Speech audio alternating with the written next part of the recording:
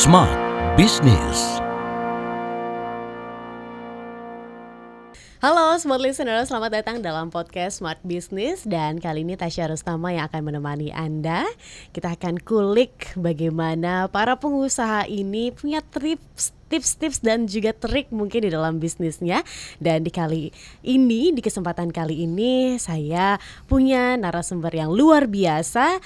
Mungkin bidang bisnisnya jarang gitu ya di sounding di Smart FM, tapi ini merupakan sebuah insight baru yang tentu saja bisa menjadi inspirasi untuk Anda.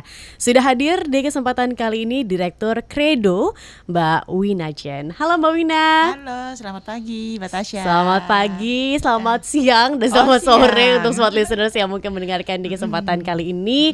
Mbak Wina, ini kan sebagai Direktur Credo ya, ini bisnis yang kalau bisa dibilang bisnis konveksi ya? Iya betul Mbak.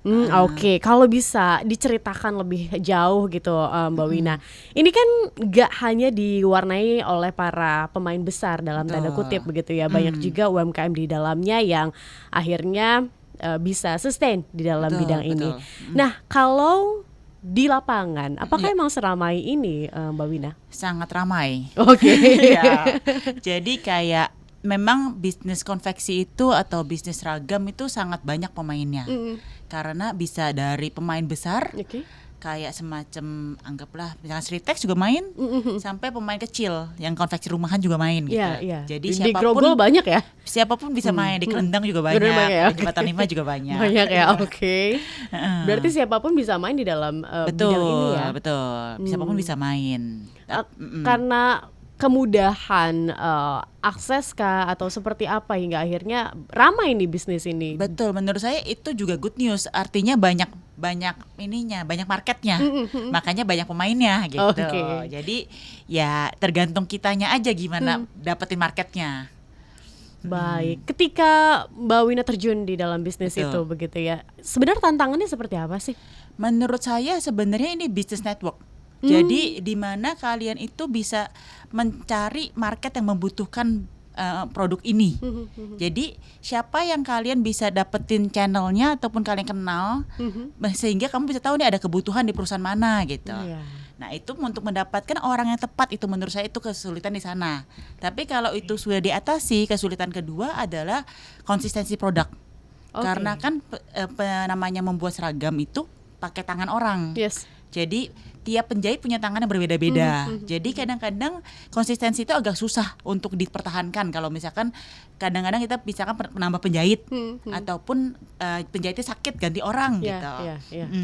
Oke, ini kan sebuah industri yang bisa dibilang menyerap banyak tenaga kerja begitu kan. Karena ibaratnya setiap orang bisa di situ asal ada skillnya dan dilatih. Itu gimana prosesnya ketika mungkin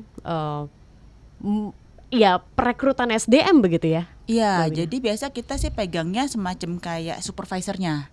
Jadi misalkan kita melihat misalkan penjahitnya ada pengalaman di mana. Jadi sebelum kita rekrut kita memastikan dulu mereka memang bisa gitu.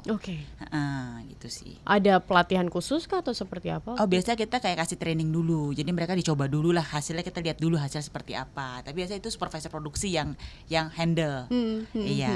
Menarik ya Smart Listeners, di mana ternyata industri baju gitu kan, konveksi, tapi ini ternyata mainnya networking begitu kan? Iya betul. Nah, membangun itu gimana Mbak Wina? Networking itu sebenarnya kan bisa dibangun dari manapun saja ya, dari kita sehari-hari, dari misalkan kalian alumni dari sekolah mana, ataupun kalian sehari-hari berinteraksi dengan siapa, itu semua adalah networking. Jadi tergantung kita punya networking kemana. Ataupun aktif di komunitas-komunitas juga bisa. Karena mau nggak mau seragam kebutuhan baju di dalam perusahaan itu merupakan sebuah hal yang ada begitu ya. Betul, itu adalah kebutuhan dasar kan. Betul. Dan ya akan selalu ada begitu ya Mbak Wina ya. Amin, semoga selalu ada. Semua perusahaan pakai seragam gitu ya. Amin. Karena untuk di Indonesia sendiri kayaknya common begitu kan. Betul. Perusahaan itu punya seragam sendiri.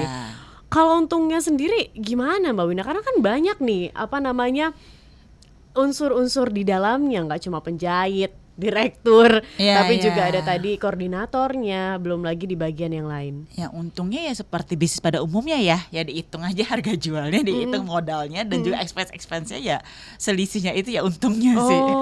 Oke.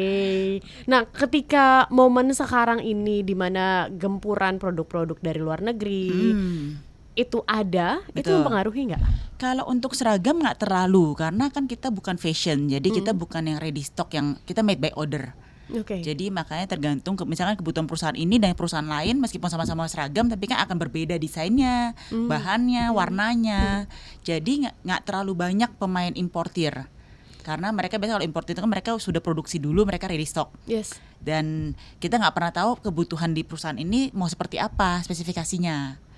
Jadi nggak terlalu banyak pemain luar untuk bidang seragam. Tapi kalau fashion banyak memang.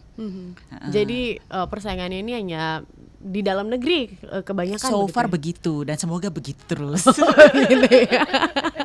Nah, untuk menjamin kualitas ini kan Iya. cukup tricky ya. Tadi juga Mbak Wina mengatakan bahwa untuk konsisten itu Betul. cukup struggle. Jadi biasanya kita untuk kualitas satu yang pasti pembelian bahannya kita pegang.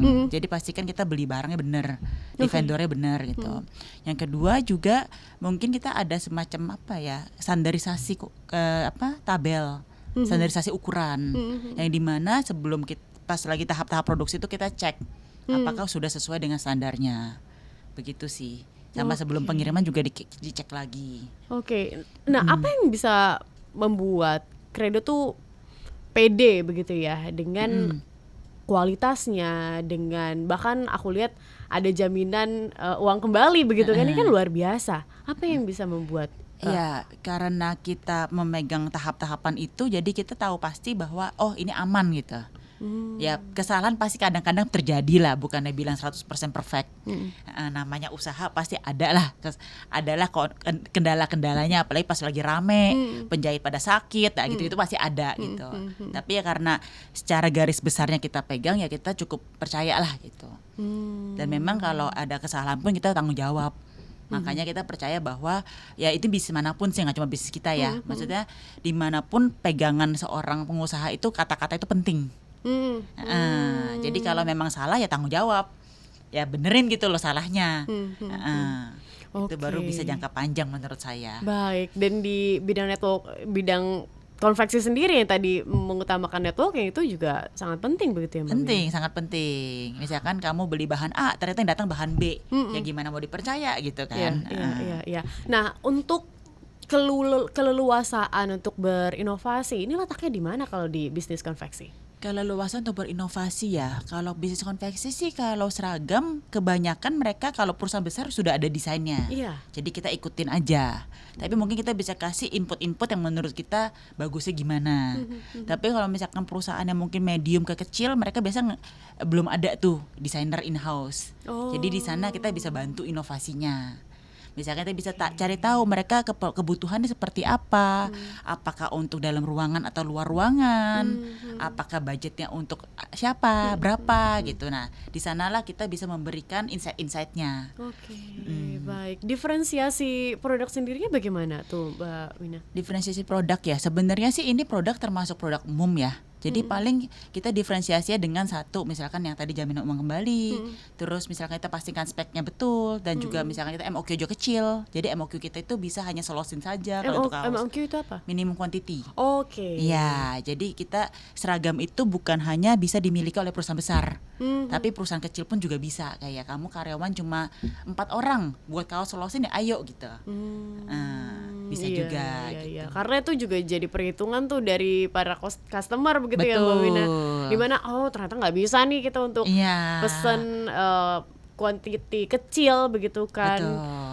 Oke, dan Credo juga memberikan keleluasaan untuk itu ya. Betul, mengakomodasi yang perusahaan-perusahaan. Karena saya dulu pas belum mulai perusahaan ini saya pernah ikut komunitas. Kadang-kadang kita susah nih, cuma butuh 20 piece, 30 piece, cari di mana gitu. Iya. Atau pilihan bahannya kurang oke. Jadi karena itulah saya juga tertarik untuk membuat usaha ini.